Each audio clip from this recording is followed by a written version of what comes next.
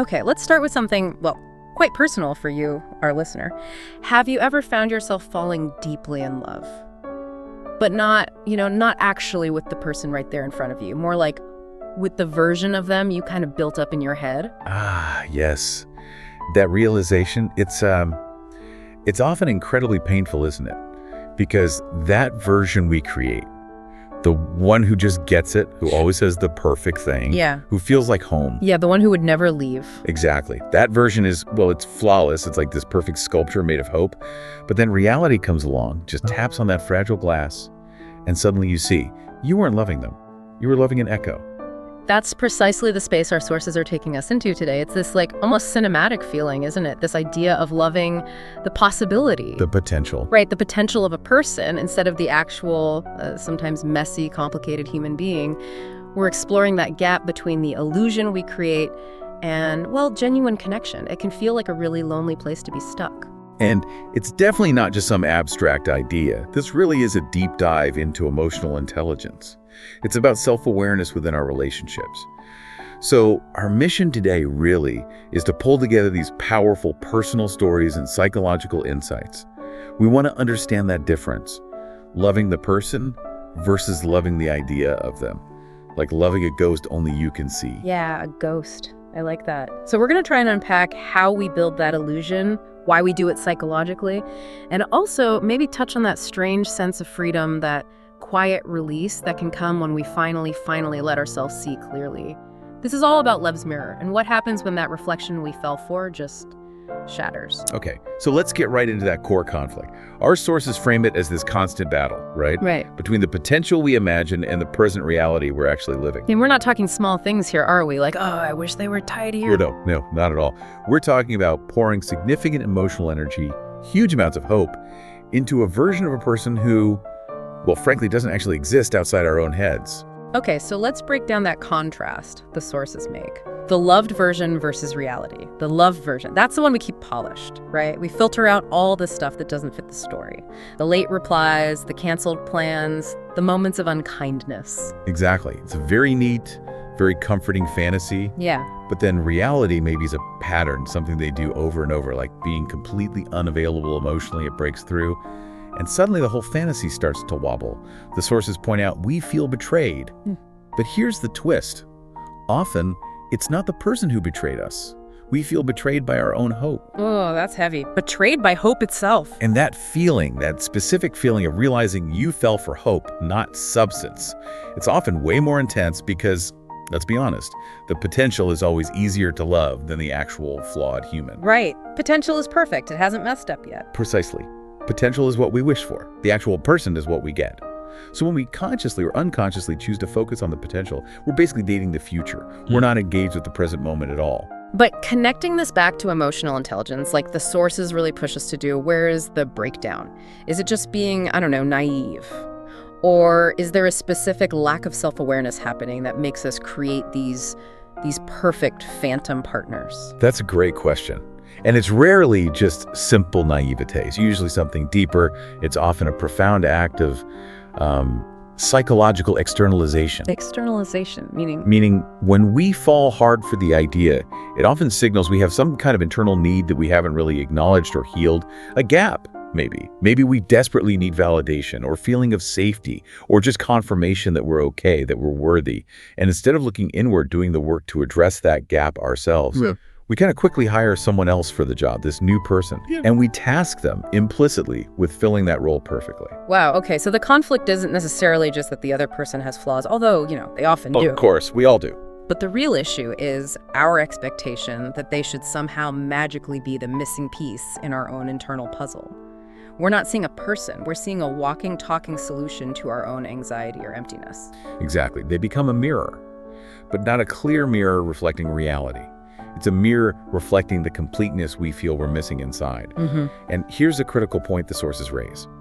We often subconsciously choose people who are ambiguous, maybe emotionally unavailable or inconsistent. Why? Because they're easier to write on, like a blank slate. Precisely. They're the easiest canvases onto which we can project our masterpiece.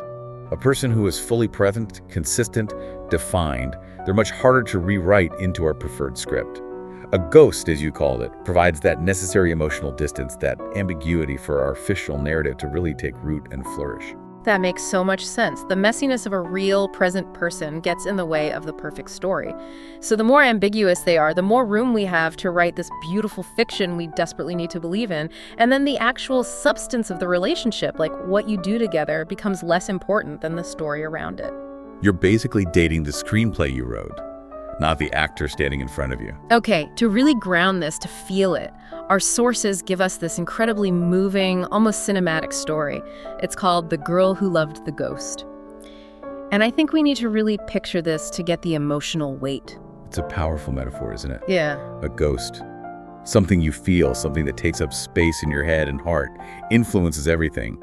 But you can never actually touch it, hold it in the light, see it clearly. Exactly. So the scene is set. She meets him. It's a rainy Thursday afternoon. The source paints this picture. The world feels kind of soft, maybe blurred at the edges. Perfect weather for things to feel instantly deeper, more meaningful than they might actually be. That mood is set from the start. And then you get these small, specific details that immediately paint him as this archetype, right? The romantic, unattainable figure. He orders black coffee, no sugar. Strong, maybe a little guarded. Could be. And the action. He looks out the window. Not really at anything specific, but like he's searching for something. Something that maybe isn't even there. He's presented as this intriguing riddle right from the first moment. And of course, a riddle invites you to solve it. So she smiles first, he smiles back. And that single moment, that connection, that's the seed for her whole internal story. They start meeting there, same corner table. And slowly, two strangers start transforming in her mind into the potential beginning of this epic, maybe slightly tragic, love story. And then comes that moment. The moment of truth, you could say.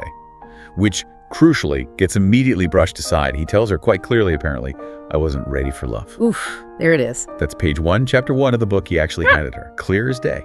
And what does she do? She uses it as a bookmark for the much grander, more romantic story she's already started writing in her head. Oh, this is where it just hurts to read, doesn't it? Because she tells him she'll wait. And she truly, genuinely believes that waiting is love. That it shows patience, dedication, this unwavering faith in his hidden goodness. But the source material is really clear on this point. That patience, over time, it slowly morphs into pain. And what she called love, it transformed purely into waiting. We have to grasp the psychological shift there. Real love, active love, it's a present tense thing. It needs engagement, reality, showing up, waiting. Waiting is always about the future. When a relationship becomes defined by one person waiting for the other to become something ready, healed, available, your own life gets put on pause. And then the pattern sets in. Predictable, yet devastating, he'd disappear. Days, sometimes weeks go by, then he'd reappear. With an apology, but not just any apology. No, the source says it was pure poetry. Exactly. Not a concrete plan like, here's how I'll do better. No, it was this beautifully worded explanation about his deep inner struggles, his fears, why he just couldn't show up right now. Which is so effective, isn't it? Because it doesn't actually offer change. It doesn't offer reassurance about the future. Not really. What it offers is a compelling reason for her to keep hoping, to keep investing. It reinforces the idea that he's not actually uncaring. He's just deeply wounded or misunderstood.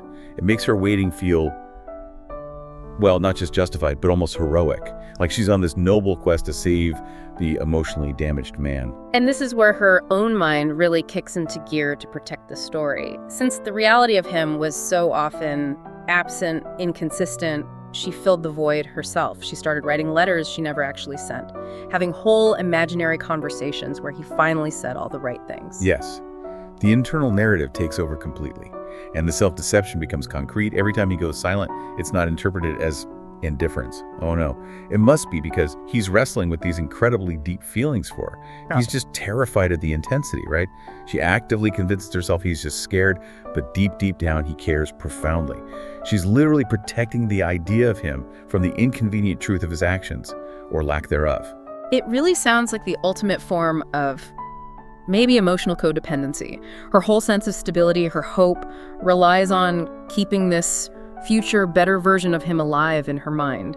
She can't let herself see the real guy, the unavailable one, because if she does, the whole beautiful story she's starring in just collapses. That's a perfect way to put it. She's the writer, the director, the producer, the sole audience member of this emotional epic, and she's desperately trying to keep the production going long after the lead actor has clearly wandered off the set. But then, the source describes this moment of clarity, the epiphany. It happens quietly. She's sitting there at the same corner table where it all began, and the blurriness from that first rainy day, it finally clears. And she realizes, with this sort of crushing certainty, she hadn't actually been in love with him. Not the real him. She'd been in love with the version she created, the hero of her story, the one who ultimately never really existed outside her own head. It's that gut-wrenching moment of seeing the relationship was entirely internal. A performance put on by her, for her. All the hope, the waiting, the pain, it was all dedicated to a ghost. An avatar she built herself, the entire emotional investment, sunk into, essentially, a hallucination. And the story concludes with this turn towards genuine self-love, doesn't it? That night, she stopped waiting. Not because she suddenly hated him or stopped caring about the idea, but because she finally decided it was time to start showing up for herself. #tag3, emotional storytelling and the reflection on illusion. And that shift from the specific story back to the analysis is so important because it brings us to a really hard truth the sources highlight. It ends with understanding. The understanding that the person you poured your heart into, they were in many ways just a stand-in, a symbol for something you needed deeply inside yourself. Yeah, and this leads us into that broader idea of emotional fiction writing. We tell ourselves these elaborate stories about people, about their hidden depths, their secret good intentions, their untapped potential. Why? Why do we do that? Well, often, as the sources suggest, it's because the magic, the illusion, feels so much better, so much easier to live with than the often mundane or even negative truth. The fantasy is intoxicating. And there's this concept, you mentioned it briefly, the emotional sunk cost fallacy. That plays a huge role here, doesn't it? Oh, absolutely. It's a major driver. Huh. We hold on, sometimes for years, not necessarily because we still actively love the real person standing, or often not standing there. We hold on because letting go means admitting that the version we poured everything into never actually existed. And admitting that feels like admitting a catastrophic waste of time, energy, emotion. Right. The sheer weight of the investment makes it incredibly hard to cut our losses and just accept the truth. It's painfully relatable, I think. You become so attached to the investment itself, the years, the tears, the sacrifices, those unsent letters, that you just can't afford emotionally to let the story die. Because if the story dies, then you have to face the fact that you spent maybe months, maybe years, chasing a mirage. And the loss of the idea can feel even bigger than losing the actual person, because that idea was so tied up with your own hope, your ego, maybe even your sense of self-worth. And think about how exhausting that is. You're playing all the roles, as we said, Right. Writer, actor, audience, constantly managing the narrative, trying to patch up the plot holes created by the other person's inconsistency, explaining away their behavior to yourself, maybe even to friends.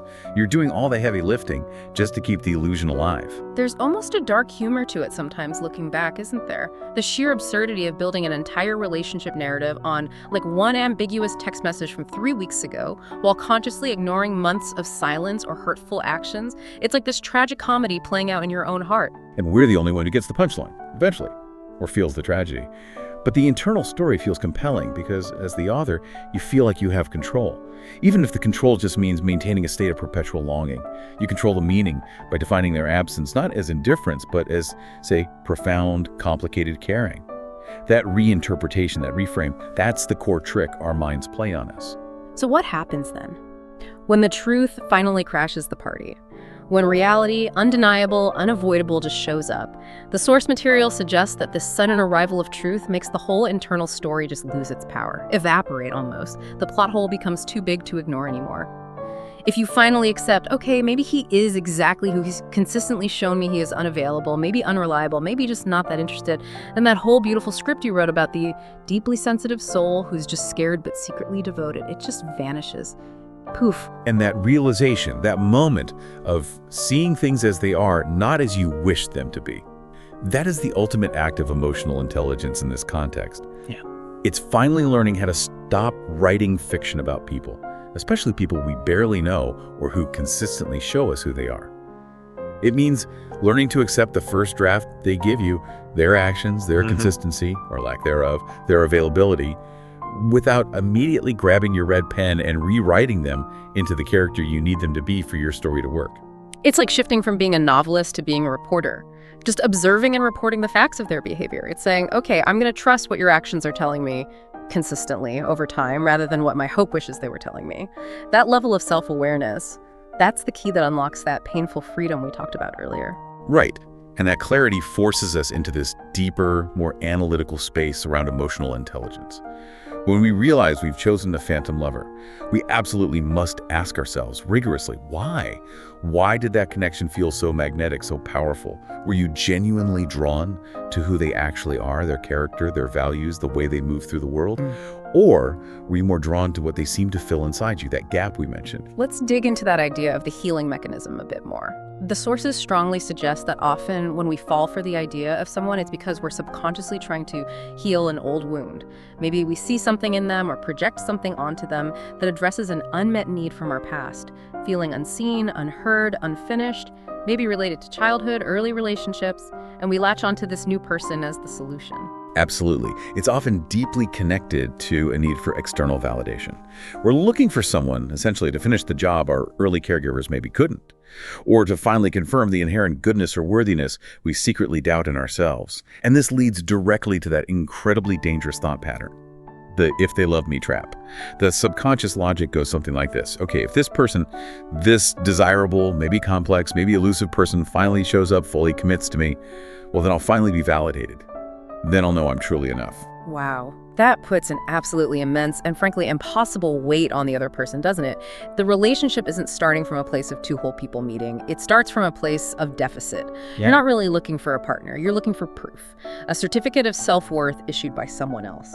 And that brings us crashing into that core analytical truth from the sources. Love cannot fix what self-awareness hasn't acknowledged. It just can't. You cannot heal a deep internal, often historical wound by desperately clinging to someone who consistently fails to show up for you in the present. That phantom lover. They're often just a very effective, very compelling distraction from the real, necessary, sometimes difficult internal work of defining your own value, independent of anyone else's approval. So the way forward then demands What? emotional maturity. The ability, as the sources say, to love without losing ourselves. We have to be able to set a boundary, right? Where our sense of self, our identity, isn't completely dependent on whether this other person is present or approves of us.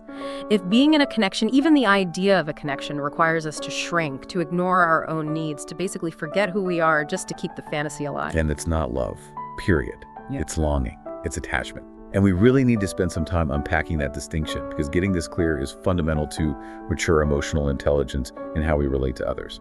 Okay, let's really nail this down. The sources draw a sharp line. First, love expands you. What does that actually look like, feel like in practice? Genuine love, the kind that's grounded in reality and mutual respect, it gives you space. It doesn't confine you. It actually supports the identity you already have and encourages you to become more of who you are, not less. Love is generous. It operates in the present. It accepts complexity, yours and theirs. If you feel seen, energized, more yourself, generally stable in the connection that's leaning towards love, feels like a shared journey looking outward together. And the flip side, the phantom love, the longing, the sources say, attachment consumes you. What does that consumption feel like day to day, like on a random Tuesday afternoon? On a random Tuesday afternoon, it feels like anxiety. It feels like your thoughts are constantly circling back to them. Attachment or longing masquerading as love, it subtly demands that you mold yourself to fit what you perceive are the needs of the relationship or the needs of this phantom version of the person. So, Tuesday afternoon, you're consumed. You're analyzing their last text, trying to predict their mood, maybe changing your plans just in case they call, carefully curating what you share about your life. It shrinks your world.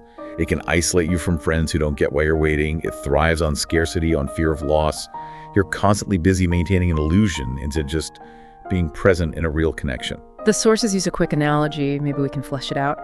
Real love as solar power versus attachment as a parasitic battery. That's a good one. Real love, like solar power, is sustainable. It draws on the existing light and truth of both individuals. It generates energy, maybe even builds up reserves for both people. It feels renewable. Right, whereas attachment, parasitic battery, it primarily drains the host. The person doing the longing, the waiting, the hoping. That drain shows up as constant exhaustion, that low-grade or high-grade anxiety, a loss of focus on your own goals, your own life. You're constantly giving away your personal energy, your power, in exchange for the hope that maybe someday this battery might finally give you a little charge back.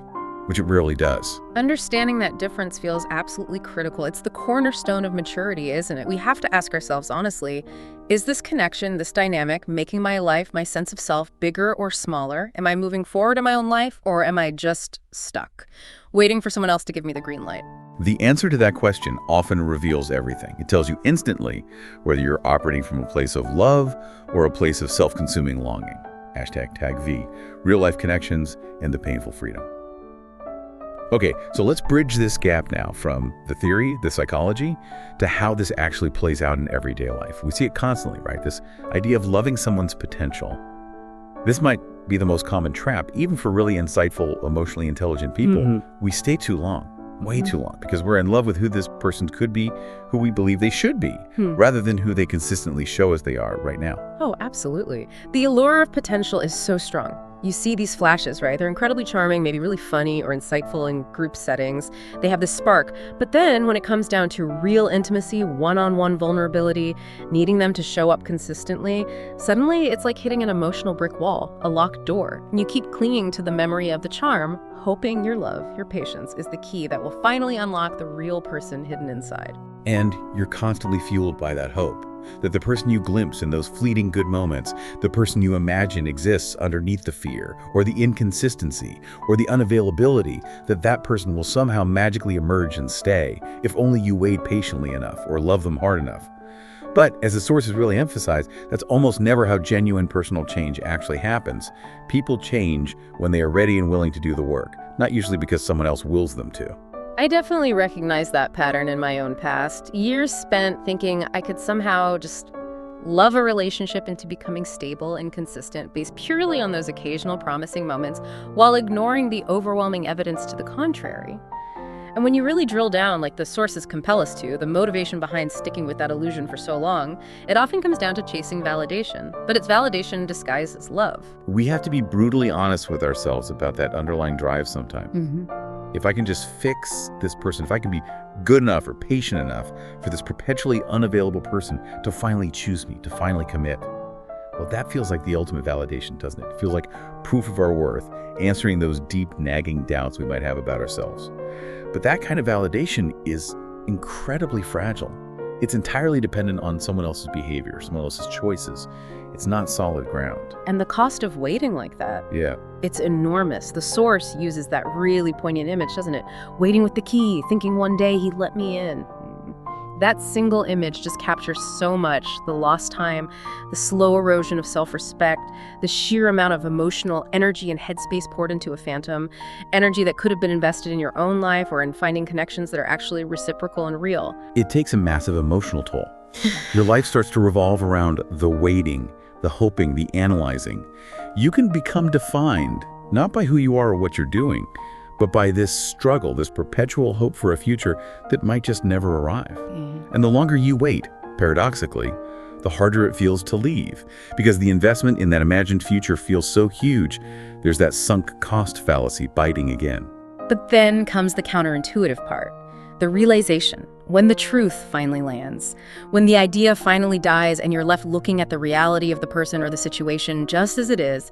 Yes, it's incredibly painful. The story you lived inside collapses, but almost always that pain is followed by this unexpected feeling, this quiet, profound sense of freedom. Yes. Freedom from what? Freedom from the constant exhausting obligation to keep the fiction going. Freedom from the pressure of playing the role of the fixer, the patient-seeing, the emotional manager. It's the freedom to just stop trying to edit someone else's life, someone else's character, and finally simply live your own. And that leads us to the powerful practical takeaway here.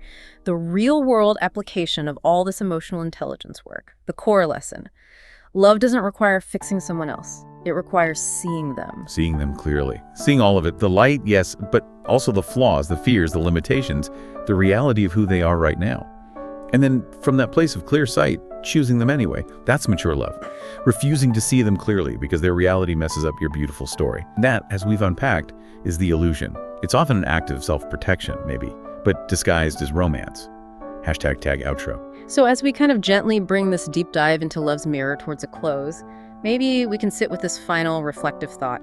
Maybe the whole point of seeking love isn't really about finding that one perfect person who meets every single item on our checklist, or finding the perfect potential that we can mold into shape. Maybe Maybe the real point is about radical honesty. First, with ourselves about what we truly need and why. And second, with the other person. Acknowledging that perfection is, well, it's a fantasy, and choosing instead to truly see someone, their whole self, the good, the bad, the messy, the present reality, and then choosing to love that actual person, that feels like the most vulnerable and maybe the most mature form of connection there is. And that honesty absolutely has to turn inward too, doesn't it? Recognizing that sometimes a connection, even a painful one, isn't meant to be a forever. Sometimes its entire purpose is to be a lesson. And often the most profound lessons are the ones we learn right when that illusion shatters, forcing us to ask the really hard question. What was I really looking for in them? What need was I trying to fill? Because real love, healthy love, it doesn't ask you to shrink. It doesn't require you to make yourself smaller to fit into a space that wasn't designed for you. It should invite you to expand, to grow, to become more fully yourself without apology.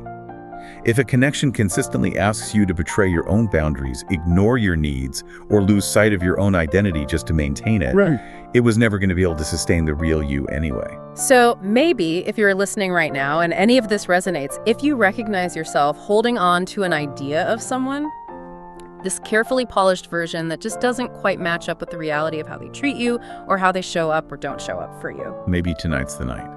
Maybe tonight is the night to gently, kindly let that illusion go.